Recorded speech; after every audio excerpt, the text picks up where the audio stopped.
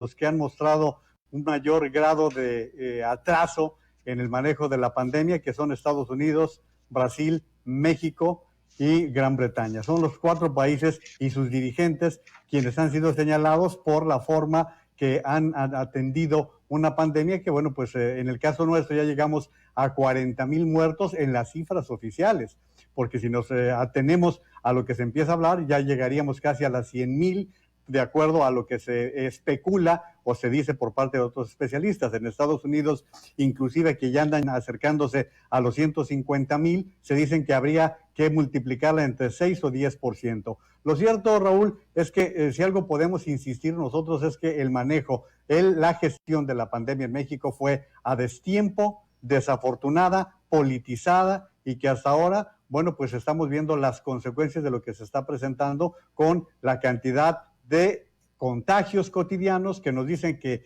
ya se están parando, que ya están disminuyendo, y que pues todo lo contrario, lo que vemos es que sigue una constante de entre 5, 6,000, a veces hasta 7,000, que es lo que se ha venido reflejando a lo largo de estos días. Pero bueno, pues creo que hay mucha tela de dónde cortar. A ver, Jonathan Lomelí, ¿cómo estás? Te saludo. ¿Coincides con lo que dice Juan María? Se ha hecho un trabajo a destiempo y desde luego politizado también el tema del COVID. Claro, a ver, me parece que es momento ya de reflexionar con respecto a cuál ha sido la estrategia del gobierno federal en el sentido de contener la pandemia. Y creo que el indicador que han planteado de tener la ocupación hospitalaria al 50% y que haya disponibles camas era parte de una estrategia, pero no puede ser la estrategia con la cual se mide el éxito de cómo se ha tratado la pandemia. Me parece que las muertes sobrepasan mucho ya lo que había establecido el propio Hugo López-Gatell. En un principio él dijo que iban a ser de 6 a 8,000 muertes. Entonces, a ver, mi pregunta, la pregunta central es, ¿en este momento ha habido un buen manejo de la pandemia o no? Me parece que no, porque las muertes son demasiadas, y si bien en un principio, cuando empieza este virus, en los países de Europa como Italia y como España, el gran temor era que se pudieran saturar los hospitales, y aquí en México se hizo todo para evitar la saturación de hospitales, pero el fin último de esa política pública era salvar vidas, es decir, que atendieran a los enfermos y salvar vidas, no tener camas disponibles. Y me parece que aquí lo que logramos fue, en un sentido invertido, la estrategia de tener camas, pero no se están salvando vidas. Lo que se debió hacer, en resumen, fue buscar la manera de evitar que esas personas y que esos enfermos llegaran a esas camas. ¿Y cómo iba a ser? Pues con estrategias de mitigación temprana, con el uso de cubrebocas, que todavía hoy Andrés Manuel López Obrador rechaza como una política pública sanitaria que puede hacer la diferencia. Y en ese sentido sí me parece que el manejo de la pandemia en este momento, si decimos que son las camas disponibles que tenemos con eso medimos el éxito de la pandemia, me parece que no hay manera de sostener.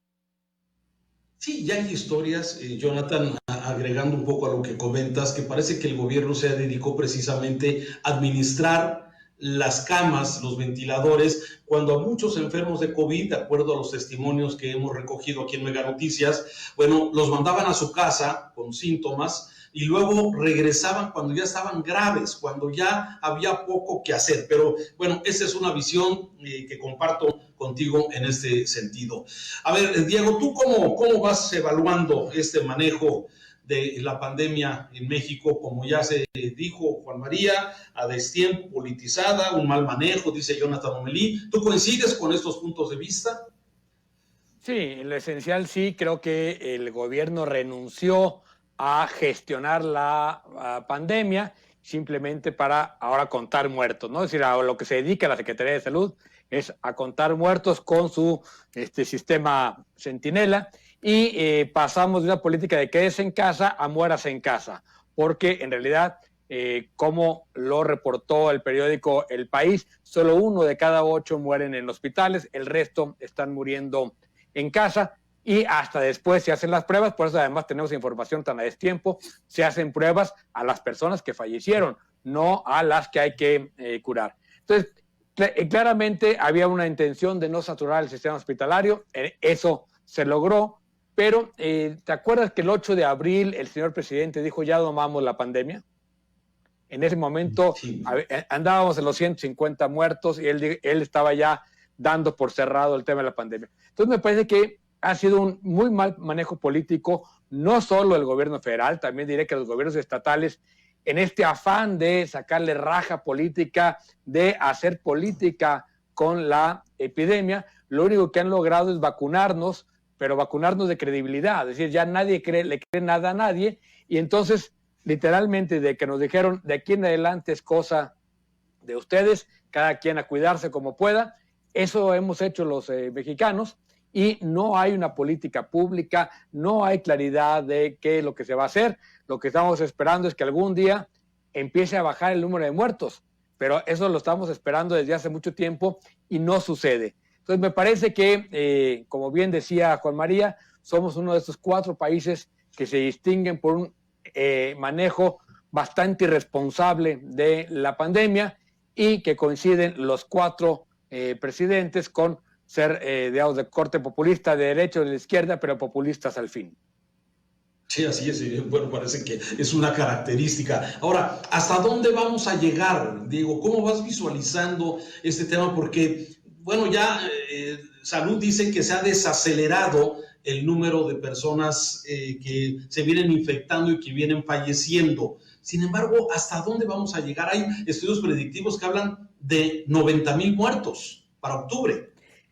Es que cada vez que dice eso Gatell en la mañana, porque va a la mañanera, en la de la tarde tiene que informar un número récord. O sea, ayer informó justamente eso que estás diciendo y en la tarde teníamos un número récord nuevamente. Entonces, se está desacelerando el crecimiento de los muertos comparado en porcentaje con la semana anterior, sí, pero siguen incrementando. O sea, cada semana tenemos más muertos que la semana anterior. Entonces, no estamos desacelerando nada. Lo que estamos es simplemente, insisto, administrando, contando muertos. ¿Cuántos van a ser al final?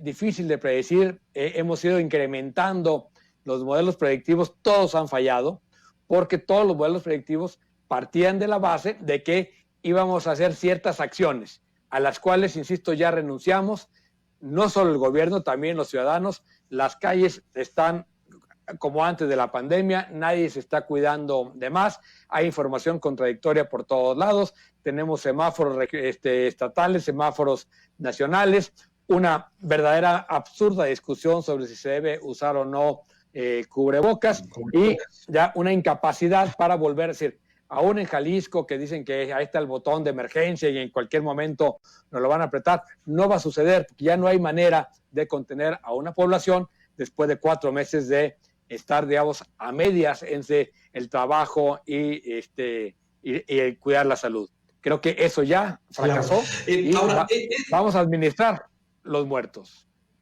Lamentablemente.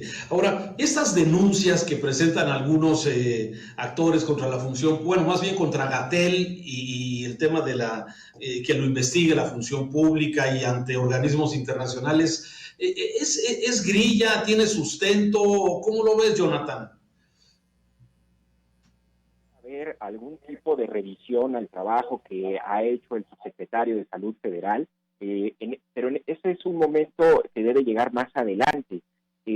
Ahorita lo que comentaba Diego sobre las defunciones, estas 40,000 muertes que hemos acumulado, digamos, descontextualizadas, a lo mejor no le dicen mucho al ciudadano, pero en los registros del INEGI, por ejemplo, los homicidios, la cantidad de homicidios que hay en un año son entre 37 y 38,000, según los últimos datos. Entonces ya superamos la cantidad de muertos por COVID-19 en el país en comparación con los homicidios. Esta cifra que mencionabas, que también leí, que se hablaba, creo que es una estimación de la ONU, de algún instituto, sobre que podríamos llegar hasta los 90,000 fallecidos para octubre, noviembre. Bueno, la segunda causa de muerte, Raúl, en el país en un año promedio es la diabetes y cobra la vida de 101,000 personas, más o menos. Entonces, si lo comparamos y llegamos a esa cifra, a ver, por supuesto que debe haber una responsabilidad de parte del subsecretario de Salud, y en ese sentido, pues esperemos que en su momento los actores políticos y las instituciones encargadas revisen el trabajo que está haciendo. Me parece o si se ponen a señalar los actores políticos con denuncias, en estos momentos al subsecretario, me parece que cuando estamos en medio de una crisis se puede politizar, pero esto en algún momento sí debe revisarse, Raúl. Juicios, ¿no? No sé si sea el momento en medio de la pandemia. Yo creo que esa es la pregunta, Juan María. Bueno, los políticos se dedican a eso, mi querido Raúl, a hacer política, y es Jorge Álvarez Maínez, el secretario general de Movimiento Ciudadano, quien está encabezando esta posible denuncia ante la función pública y extenderla quizás hasta la Organización de Estados Americanos o alguna otra instancia internacional. Yo iría a otro ámbito, Raúl. Se suponía que parte de la estrategia de buscar cómo enfrentar o llevar la pandemia de mejor manera era que la economía no resultase tan impactada. Y al final de cuentas, como está diciendo Jonathan, con cifras duras, con cifras fuertes, al final de cuentas vamos a tener un cementerio de por lo menos 100,000 muertos, porque ya estamos en 80,000 entre homicidios dolosos y los muertos de la pandemia.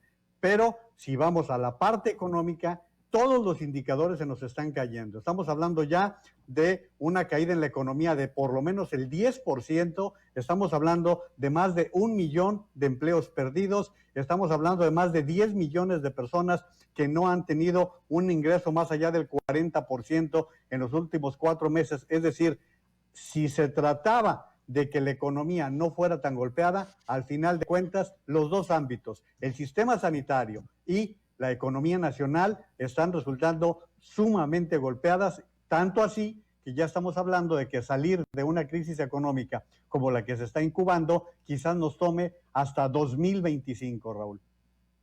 Un retroceso en número de pobres en México. Estaba regresando el estudio de lo Coneval y de varios organismos que están calculando por lo menos 12 millones de personas que se sumarán, de mexicanos que se sumarán a la pobreza en este país, el desempleo, los 12 millones que no van a tener también acceso a un ingreso. Y esto, bueno, la verdad es que ya empezamos a ver. Quizás todavía las semanas pasadas, los meses pasados, no veíamos ese impacto, pero esto lo hemos empezado ya a sentir, por lo menos, digo, en los alrededores empezamos a ver ya la preocupación que hay de estos sectores que están perdiendo su ingreso, que están perdiendo su trabajo y ya están entrando ya en un momento complicado. Esto se puede poner difícil, más difícil. Y Raúl, yo añadiría la parte anecdótica. Creo que lo que sucedió el día de hoy no abona en absoluto ese momento en que el presidente de la República descalifica por tercera vez en una mañanera a su secretario de Hacienda, quien estaba tratando de hacer una figura con el uso de la mascarilla y ni siquiera saber defender su punto de vista. Tenía razón Arturo Herrera en la forma en que lo estaba planteando y el presidente lo desafía, me parece, digo, no sé qué opinen los compañeros, creo que estar desacreditando de una manera tan barata a un funcionario de ese nivel no abona en absoluto lo que estamos viviendo. ¿Quieres hablar algo sobre esto? No solo no abona. El tema del muestra muy a que se entera por una mañanera en Colima que le van a quitar los puertos y bueno, con un poco de dignidad que le quedaba, alcanza a renunciar y todavía el presidente no le acepta la renuncia. Eso habla también de una gestión del gobierno, digamos, que es no solo, ya lo hemos dicho, centralista, digamos, radial, como el Rey Sol, ¿no? Donde todos trabajan a su alrededor, es muy personalizado, pero sobre todo que no hay trabajo de gabinete, y eso se nota no solo en la forma de construir el país, sino en los resultados. A ver, el caso de Lozoya, cuando le pregunta al secretario de Seguridad, el secretario de Seguridad le tiene que preguntar a no sé quién, a su celular, el presidente, ¿sabes o no sabes? O sea, a ver, no sé cómo ves esto, Jonathan, todos estos elementos que estamos viendo de esta forma unipersonal del presidente de conducirse, incluso con sus más cercanos, con sus colaboradores, con nivel de secretarios. Claro, y que al final habla de una tremenda ignorancia del presidente sobre una situación como, por ejemplo, en el caso de los cubrebocas, que cada vez está más probada su eficiencia, su necesidad y su utilidad como un instrumento para evitar la propagación del virus. La semana pasada, de hecho, compartí en mis redes un estudio del Centro para el Control y la Prevención de Enfermedades de Estados Unidos. Hicieron un estudio en donde dos estilistas que habían dado positivo al virus habían atendido a 139 personas durante 3 días y habían usado mascarilla y todos los instrumentos sanitarios, y ninguno de los clientes se contagió. Entonces, en efecto, tenía razón el secretario de Hacienda, lo menciona Juan María como anecdótico, pero me parece que también revela gran parte de la enorme ignorancia o desconocimiento con el que se conduce el presidente, y lo más grave, nadie se atreve a corregirlo, porque cambió su versión completamente Arturo Herrera para mantenerse en el puesto. Y si le sumas a los que tomaron o estudiaron en el extranjero, la verdad es que tenemos muchas anécdotas, hay mucho que decir sobre el tema, pero que no nos distraigamos de los temas fundamentales, ¿no? Me parece el tema de la pandemia, el tema de la crisis económica, el tema desde luego de la violencia que estamos padeciendo, y a veces eso nos entretiene mucho. Pero si me permiten hacer una breve pausa, estamos para opinar desde el occidente del país, desde Guadalajara. Regresamos de inmediato para seguir comentando algunos de los temas importantes del día.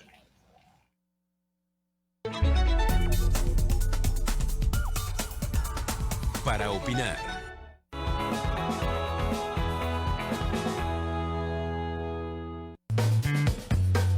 Mega Canal. Responsabilidad es entender la importancia que tienen nuestros actos. Hoy más que nunca tenemos que cuidarnos porque el riesgo de contagio de COVID-19 sigue latente. Hijos, por favor quédense en casa y no vengan a visitarnos. Estamos bien, cuídense del coronavirus. Hey, ¿estamos afuera? No puedo. Tengo que cuidar a mi familia. Seamos responsables. Evitemos el botón de emergencia. Está en nuestras manos. Gobierno de Jalisco.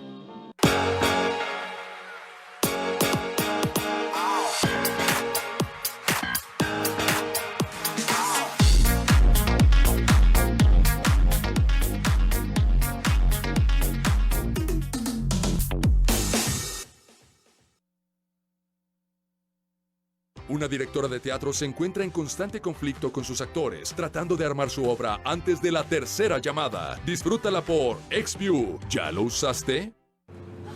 ¡Qué elegancia la de Francia! Gracias. Pues contenta que ya pude reactivar mi negocio. En Megacable Empresas sabemos lo importante que es la reactivación de tu negocio. Es por eso que hemos diseñado un plan para apoyarte, pensando en tu economía. Internet hasta 30 megas de velocidad y 2 líneas de teléfono por solo 379 pesos al mes por el resto del año. Pensando en ti, reactívate con Megacable Empresas.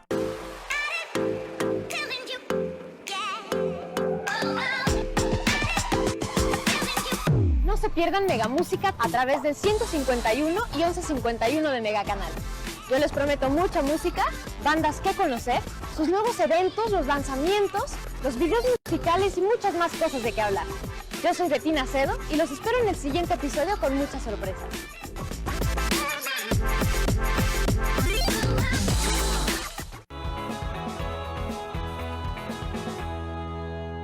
Para opinar. Continuamos con más información. A ver, rápidamente, temas. Hoy se presenta un proyecto que que es una reforma al sistema de pensiones del Estado, a las pensiones de los trabajadores. Y esto, bueno, es un asunto que se venía arrastrando hace mucho tiempo. Todo el mundo decía que esto era una bomba que en algún momento iba a tener unas consecuencias graves. Sin embargo, hoy se presenta esta propuesta de reforma en medio de, bueno, los líderes del Congreso, el líder de los empresarios, de los trabajadores, y el secretario de Hacienda hace una propuesta que básicamente va enfocada a que la participación de los patrones, de los empresarios, va a aumentar del 5 al 13%, puntos más, puntos menos, ¿sí? Esto, de alguna forma, ¿cómo lo vas viendo, Diego Petersen? ¿Cómo observas esto? A ver, me parece que la reforma en principio es muy buena, es decir, logra resolver un problema que es mundial y que México venía arrastrando desde hace tiempo, y me parece que lo resuelven de muy buena manera. Sí, yo creo que las cosas importantes no solo es el incremento de aportaciones patronales de manera paulatina a partir del 23, pensando que el 21 y 22 todavía van a ser años económicos muy, muy complicados para el país. Y la otra cosa interesante es que reduce a 15 años el tiempo de cotización. ¿Esto por qué? Porque, bueno, digamos, en un país donde la mitad de la economía es informal, mucha gente pasa del empleo formal al informal a lo largo de su vida, y muy pocos lograban las famosas 1,200 semanas que te daban derecho a una pensión. ¿Cuál es el problema de fondo y que sigue siendo? Que en este país cada vez es más caro crear empleo. Esto lo que va a hacer es encarecer la creación de empleo, porque cargamos todo a el empleo formal. Y esto lo ha dicho muy claramente Santiago Levy.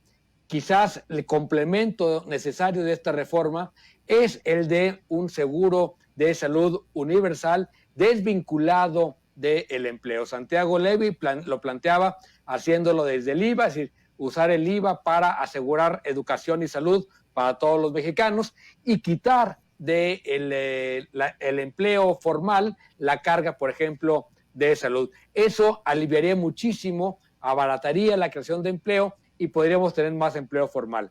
El problema es que, como vamos, pues sí, está muy bien la reforma, pero cada vez tenemos más empleo informal, la economía ya está casi el 60% de la economía mexicana es informal, y esos no van a tener jamás derecho a la jubilación porque no están en un sistema de jubilación por empleo. O sea, se podría incentivar la informalidad. Claro, o sea, no es que la va a incentivar, simplemente al hacer más cara la creación del empleo, pues va a crecer necesariamente la otra rama de la economía, que es la informal. Bien, tú, Jonathan, ¿cómo vas viendo esto? ¿Le ves áreas de oportunidad, áreas de mejora? Lo que nos han dado, porque el documento en sí, la propuesta, la iniciativa no está, será para septiembre, pero nos han desglosado ya más o menos de qué se trata esto. A ver, claro, lo que tenemos hasta este momento son básicamente pues la lámina que presentaron en la mañanera, lo que explica el secretario de Hacienda. Digamos, en los rasgos generales, la propuesta era necesaria, era urgente. Tú, si buscas pensiones, México o de cualquier otro país, hay una cantidad enorme de estudios surgiendo sobre la necesidad de atender este tema, porque con el actual sistema nos encaminamos, no se cambie, básicamente a un sistema no de pensionados, sino, como dijo en la mañana, hay un diputado, de desamparados, de creación de desamparados, porque muy pocos mexicanos iban a alcanzar una pensión y una pensión digna. Ahora, claro que en líneas generales, pasar de 24 a 15 años, los años necesarios cotizando para poder pensionarte, es muy atractivo. Claro que el planteamiento que hace Herrera en la mañana, de que con esta medida se va a aumentar hasta 40% lo que ellos llaman la tasa de reemplazo, es decir, la cantidad o el porcentaje de la pensión que vas a recibir con respecto al salario que tenías. Entonces, a ver, entre mayor sea esa pensión, pues vas a vivir más dignamente. Otro punto a favor, me parece, es que en efecto lo resuelven con un planteamiento en acuerdo con los patrones, con los empleadores, y no se vuelve una crisis, porque este tema de las pensiones en muchos países generó crisis sociales, detonó crisis sociales en Chile, incluso en Francia, cuando se planteaban escenarios en donde había que aumentar los años, o sea, lo contrario de lo que está planteando México, sino aumentar los años cotizando para poder jubilar, ¿no? Entonces, a ver, es un tema socialmente muy sensible. Yo creo que la gente debería, debemos nosotros todos estar muy conscientes que es uno de los temas torales del sexenio y del futuro del país. Y en ese sentido, Raúl, a mí me parece que es una buena propuesta. Hay que ver las letras chiquitas, la implementación y sobre todo las características de la reforma. Y finalmente, pues será asunto a debatir si es válido cargarle a los patrones en un momento de crisis, en un momento de desempleo, en un momento de poca actividad económica, la carga de las pensiones que no pudo y que no puede de ninguna manera sobrellevar el Estado en este punto. Sí, tienes toda la razón. Yo no sé si en este momento, cuando estamos en medio de la crisis, donde se ha desestimado el apoyo para la generación de empleos, bueno, este anuncio que si bien era necesario, no sé si fue oportuno, pero bueno, aquí lo importante es que hay varias aristas al que ver en esto, y una de ellas es la de las Afores. Hoy Mega Noticias hizo un ejercicio con muchos jóvenes, ya hablo jóvenes de 25 a 40 años, ¿sí? Muchos no saben ni siquiera en qué Afore están, no saben ni siquiera si hay dinero que se les ha depositado, y hablo de empleados, incluso de profesionistas. No sé cómo ves esto, Juan María. Bueno, eso es el problema del hábito del ahorro, pero pues lamento ser la quinta columna en este análisis. No estamos eliminando la bomba de las pensiones. No, Raúl. ¿Por qué? Porque el problema es que tenemos un sinfín de sistemas de pensiones en el país, estados, municipios, universidades, los particulares, y esto que se está presentando el día de hoy es una propuesta que, como está diciendo Jonathan con toda certeza, el tema incluye a los patrones, pero no estamos viendo nada por parte de los trabajadores, qué aportación por parte del gobierno, qué es lo que va a suceder. Segundo, lo que está viéndose con el futuro, sí, se reduce a 15 años, pero también se está reduciendo el margen de utilidad. Si tú tienes utilidad de 25 años, pues cuando lo compares con 15 años será infinitamente menor.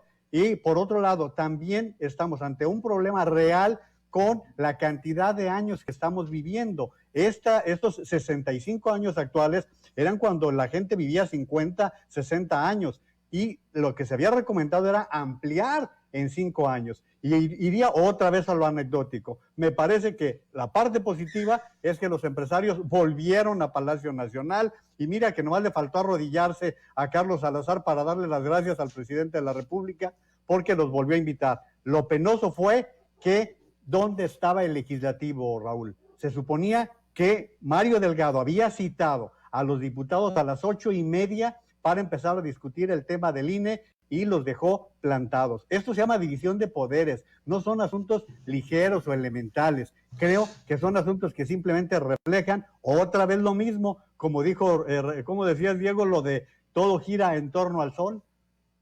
El rey sol.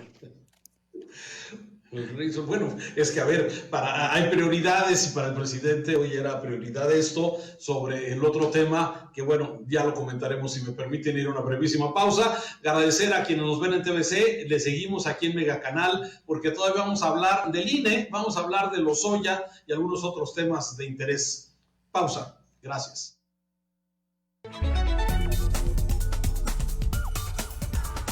Para opinar.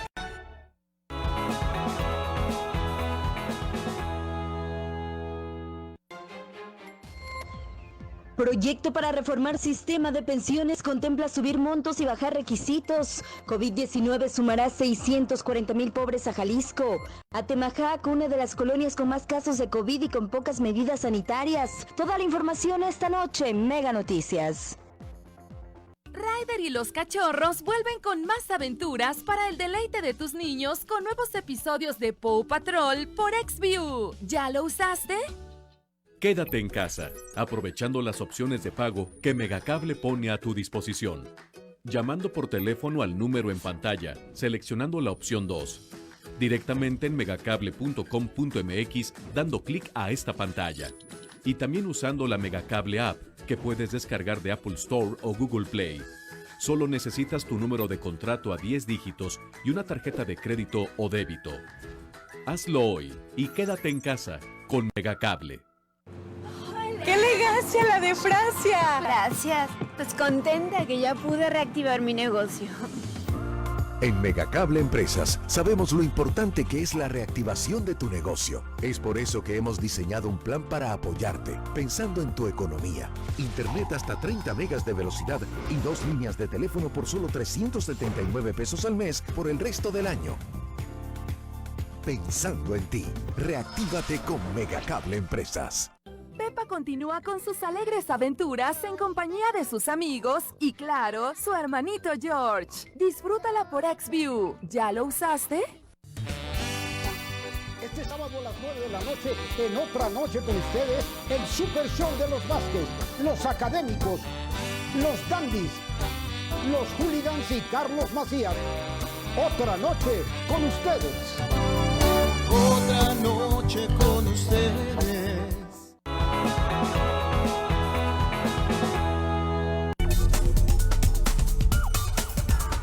Para opinar.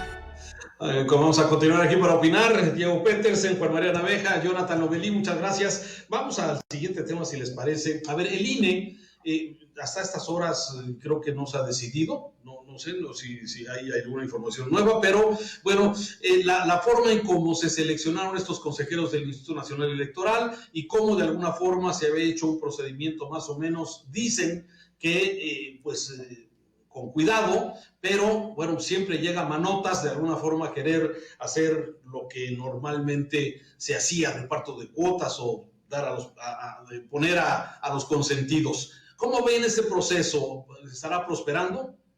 Diego. A ver, yo creo que dentro de lo que se esperaba va más o menos bien. Es decir, después del berrinche de John Ackerman y el grupo de los radicales dentro del Congreso, que se rebelaron contra Mario Delgado, porque no quedaron los cuates de ellos, pero sí quedó gente, digamos, propuesta por Morena. Aquí la diferencia es pensar que tienes que proponer a alguien que sea cercano e incondicional o ser alguien en quien confías. Morena y sus aliados tienen los votos para sacar el nombramiento de los 4 consejeros sin ningún problema, y esto lo han hecho otros partidos. Hay que recordar aquella famosísima de cuando el PAN se alía con una fracción del PRI, la fracción que manejaba la maestra, e imponen un consejo sin tomar en cuenta en ese momento, por ejemplo, al PRD y a otros partidos minoritarios. Entonces, no nos asustemos de que los 4 sean, digamos, propuestas de Morena. La cosa es que sean gente, digamos, confiable, que tenga experiencia. Había debates sobre 1 o 2, había otras sobre ya muy planchadas, sobre el cual no había problema. Y sí, en este caso, a PAN, PRI y MC y PRD, lo que les toca es, digamos, más el derecho de veto que el de propuesta, ¿no? Por cómo está compuesta la Cámara. Yo creo que va a salir, no va a ser, digamos, con este gran consenso de que todo el mundo contento, pero creo que sí se logró eliminar, digamos, esta idea de algunos radicales dentro del INE, que va a hacer que las elecciones, creo yo, van a funcionar bastante bien y sin mayor problema. Bien, ¿algún comentario al respecto, Juan María?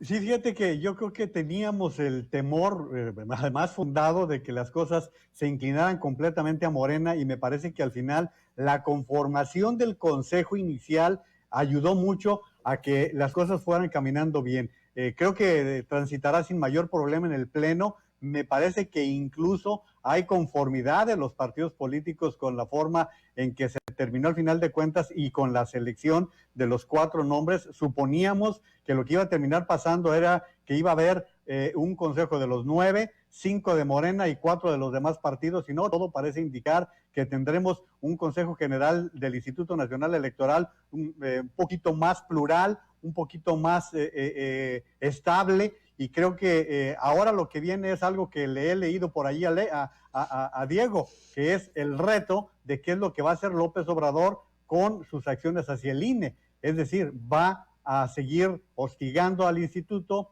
van a seguir tratando de reducirle las cuotas, es decir, si van a dejar que haga su trabajo como debiera ser, porque creo que finalmente este proceso ha sido bastante aceptable contra lo que esperábamos, Raúl. A ver, estoy viendo, no sé si me la puedes confirmar, Jonathan, el acuerdo de la Junta de Coordinación para designar a Norma Irene Cruz, a Carla Humphrey, a Martín Fernando Faz y al señor Kip Espadas. No sé si esto, porque era noticia en desarrollo. Y parece que son justamente los futuros consejeros afines finalmente a Morena, y yo extraigo de este proceso 2 lecturas muy puntuales. La primera me parece que es que el tema de que la cuarta transformación es distinta y no opera ni se conduce como el viejo régimen, está echada por abajo esa premisa. Es exactamente el mismo sistema de reparto de cuotas, de cooptación de elementos en un órgano tan importante como es el INE, que en teoría debe ser un órgano ciudadano. El otro elemento que también me parece que se puede leer de este proceso es cómo Morena en realidad, más que un partido político, es una especie de comunidad con un sistema de tribus incapaz de ponerse de acuerdo entre ellos, y en ese sentido no se ve una cabeza visible, no sé, el presidente nacional Cuellar de Morena que ponga orden. El propio coordinador parlamentario es incapaz de llamar al orden a sus 60 o 70 diputados en rebelión, y eso a lo que nos lleva es a la experiencia del PRD,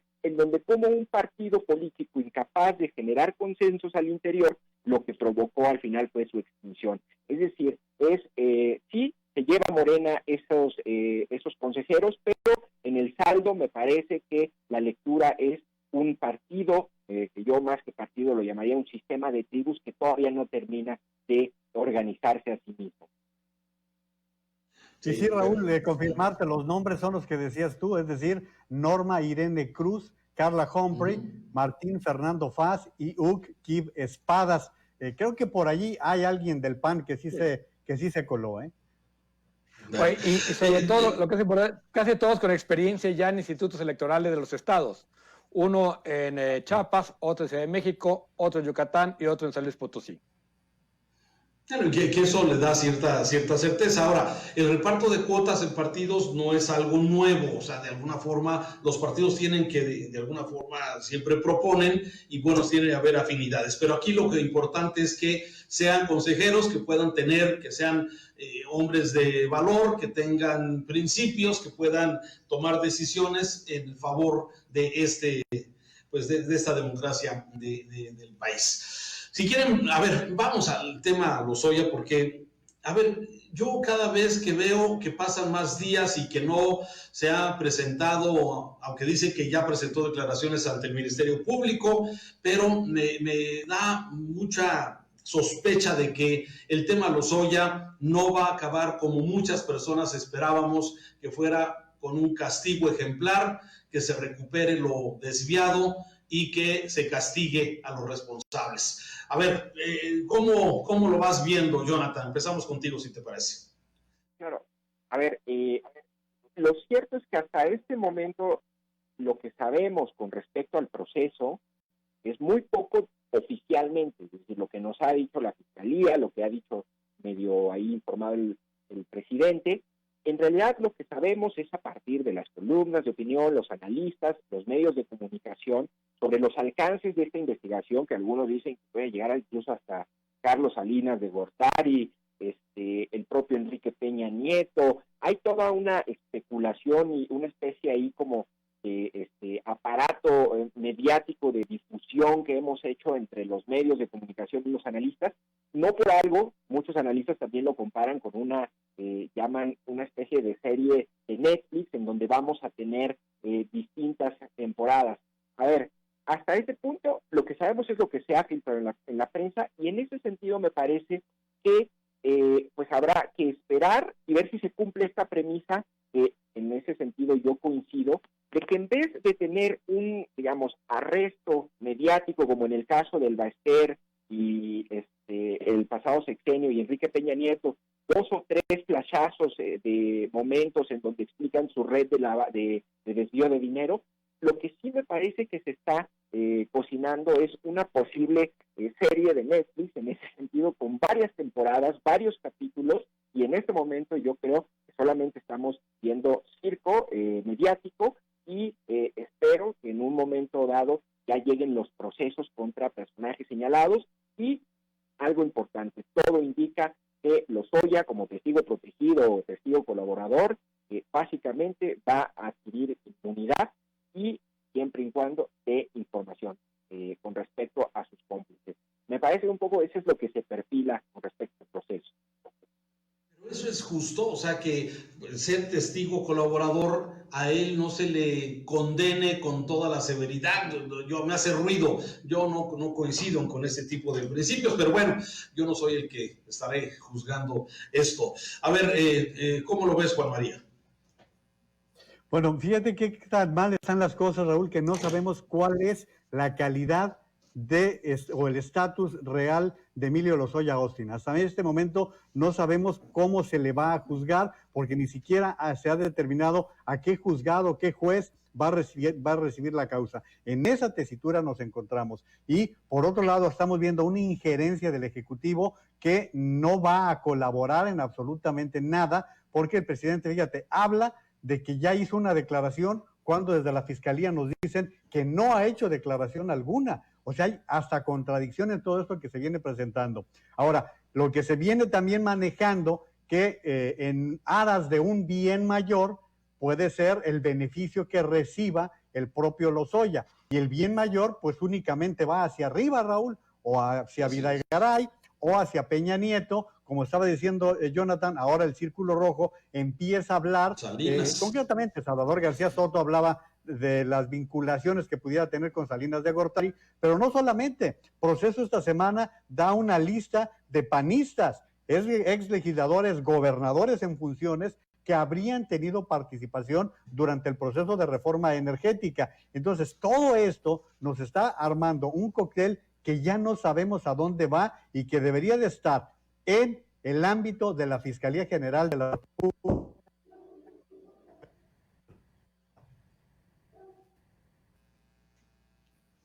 Sí, te perdí, Juan María. Sí, pero a ver, yo creo que son de las cosas. Desde la semana pasada, Diego, y comentábamos si esto era un circo o realmente búsqueda de justicia y combate real de la corrupción, ¿sí? ¿Cómo vas conformando tú para regresar luego con Juan María cuando recuperemos su comunicación? Sí.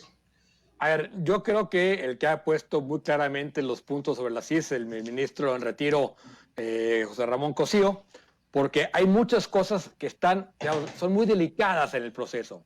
Primero, cuando se extradita a una persona es porque hay una orden de aprehensión. Y con la orden de aprehensión, lo único que puede hacer el Ministerio Público es presentarlo ante un juez.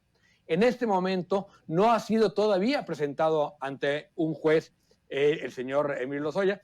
Quien debió haber dicho si debía ir o no a un hospital era el juez. Entonces, ahí están violando el debido proceso de una manera, digamos, flagrante que muy probablemente termine por beneficiar al imputado. Segundo, no es lo mismo testigo protegido que testigo colaborador. El presidente ya habla de las dos cosas cuando son figuras distintas que implican también cuestiones distintas. Ahora, quien debe determinar eso no es el presidente de la República. Otra vez, solo un juez puede determinar si lo considera testigo protegido, testigo colaborador o incluso alguna otra figura que pueda, digamos, aportar información. Y tercero, me parece que lo que estamos haciendo es, así como López Obrador fue víctima de los videoescándalos, lo que está haciendo López Obrador es tener su AMLOteca, así como hubo la tutoteca, ahora vamos a tener la AMLOteca, que la va a ir administrando para un golpeteo político de cara a la elección. Entonces me parece que lo único que no hay aquí es justicia. Podemos apostar de entrada que no se va a recuperar un solo peso, que Lozoya no va a pasar su vida en la cárcel, y no sé si, como están haciendo las cosas, alguien más vaya a terminar en la cárcel o simplemente esto vaya a ser, como decíamos la semana pasada, un gran circo mediático, ahora, digamos, convertido, como bien dice Jonathan, en serie de Netflix, porque nos las van a ir dando en capítulos cada mañanera. Oye, y conforme se vayan poniendo las cosas difíciles en economía y en pandemia, yo digo, sigo pensando que siguen utilizando estas herramientas los políticos para, bueno, dos cosas. La distracción general, que aparte el show a los mexicanos nos gusta mucho, todo este tipo de espectáculos. ¿No? Y la otra, Diego, es que pues ya también se acerca el 2021, que será una de las jornadas electorales más importantes por el número de estados que eligen gobernadores, por congresos locales, por Cámara de Diputados. O sea, el tema, o sea, por un lado digo, híjole, sí parece un circo, en realidad. A veces pareciera que el tema de la injusticia no es el importante, sí, y que se está utilizando esto más bien como un tema de carácter político electoral. Ese es mi punto de vista, pero a ver, Juan María se quedó a la mitad de su punto de vista. Fíjate que ahí está también la parte del tema insignia del presidente de la República, que es la lucha contra la corrupción. Gracias al tema Lozoya, frenó de alguna manera algunas encuestas que se venían cayendo en cuanto a su aceptación. Pero vamos, la videoteca, ¿de dónde salió la videoteca? ¿Realmente existen videos? Segundo, no son elementos que se puedan llevar a un juicio como que para ser tomados en consideración de acuerdo a lo que hemos visto hasta ahora. Enseguida también tomemos en cuenta que estamos hablando de 3 temas de mucho dinero. Estamos hablando de los dineros que Odebrecht habría entregado para la campaña de Peña Nieto. Estamos hablando de la venta de agronitrogenados y la venta de Fertinal. Es decir, no estamos hablando de cualquier cosa, sino que estamos hablando de 3 casos en los cuales hay una gran cantidad de dinero y, por otro lado, las implicaciones con la reforma energética, que era en la parte en la que yo me quedé. Creo que allí el estar involucrando a personajes de toda esa naturaleza nos va a llevar a muchos ámbitos. Vean ustedes, por ejemplo, lo que está pasando ya en el caso Duarte. Por citar otro caso también, Raúl, en el caso Duarte ya el gobernador Corral está involucrando en la problemática a una aspirante, colega de él,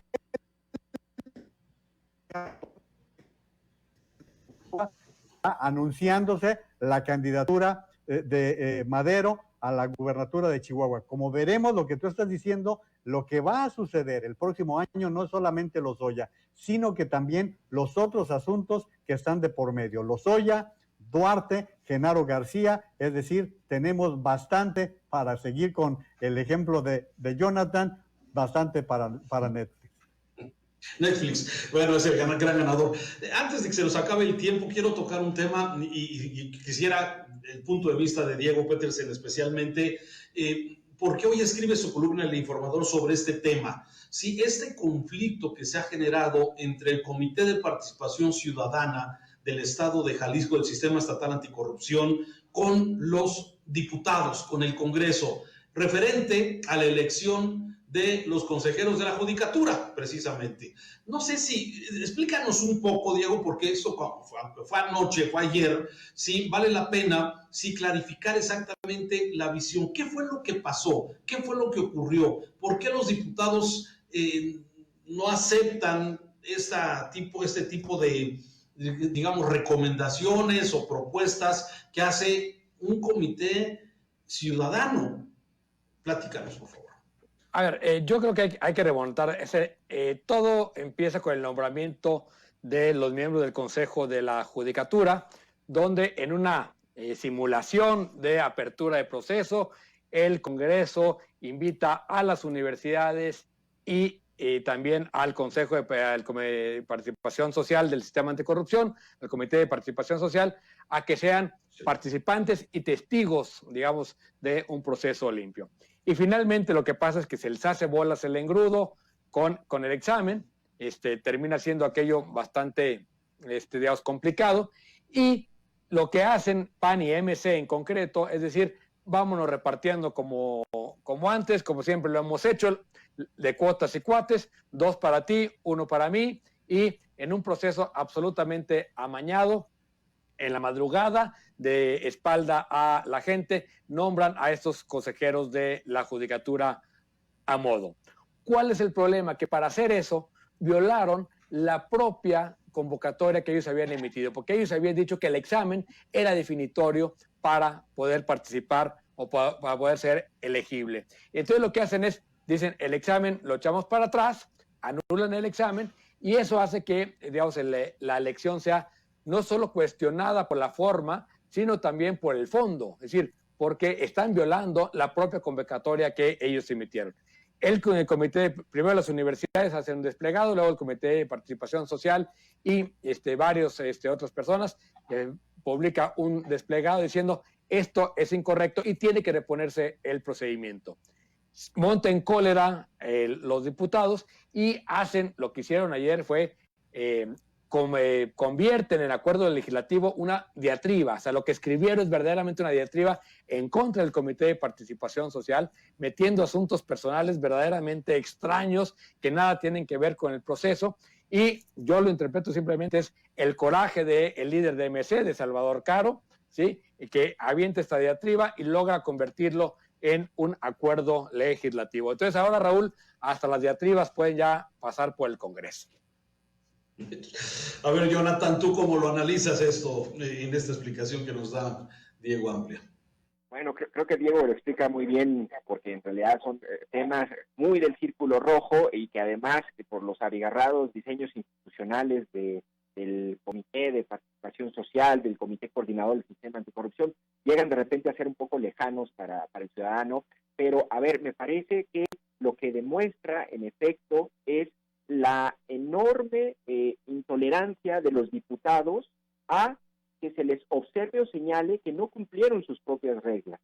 Y en ese sentido, la reacción de los diputados me parece que es injustificada.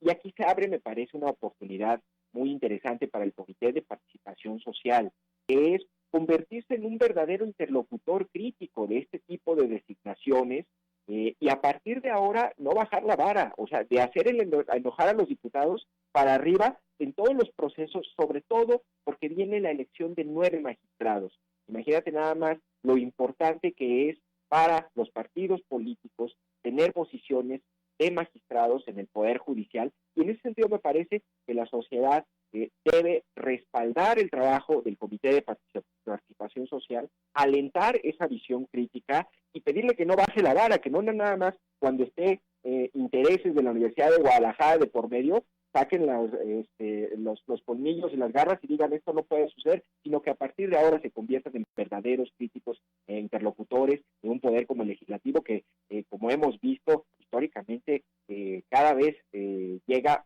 más bajo, cae más fondo y parece que no hay manera de que esto se evite. Aquí hay una oportunidad, me parece. Yo saco una experiencia positiva o una experiencia que es alentadora a partir de esto. Un área de oportunidad en esto que lo has comentado, me parece que lo has dicho perfectamente, porque pareciera que sigue el tema prevaleciendo, lo que ya decíamos hace un rato con el tema del INE, el reparto de cuotas, cuántos te tocan a ti, cuántos magistrados, cuántos consejeros, cuántos te toca a cada partido, y sigue, y aquí, bueno, también aparte de partidos, hay que considerar también la tajada para la Universidad de Guadalajara, que también pide su parte. Bueno, eso así está. Juan María, terminamos. Bueno, pues yo te diría que creíamos que después de que más o menos había salido pulcro lo de la Comisión de Derechos Humanos, suponíamos que podríamos aspirar a ir por ese terreno, pero ahora lo que estamos viendo es que siguieron por la misma vía y Raúl, la UDG no está contenta, la UDG por supuesto que no quedó feliz y me parece que lo que decía Diego al principio es lo más importante, que se engañó a instituciones que fueron convocadas a un proceso que se suponía iba a ser de otra manera. Bien. Bueno, ¿algún comentario final? Jonathan, Diego, ¿algo para terminar?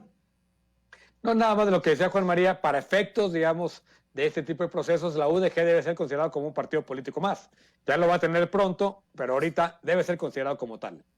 No es que tiene representaciones en muchos partidos políticos, Diego. Entonces, sí, tiene bancada, juega desde varias bandas, ¿no? Exacto. Bueno, Jonathan, muchas gracias. Gracias, Diego. Juan María, como siempre, muchas gracias. Los esperamos la próxima semana en otro programa para opinar. Saludos. Gracias, hasta luego.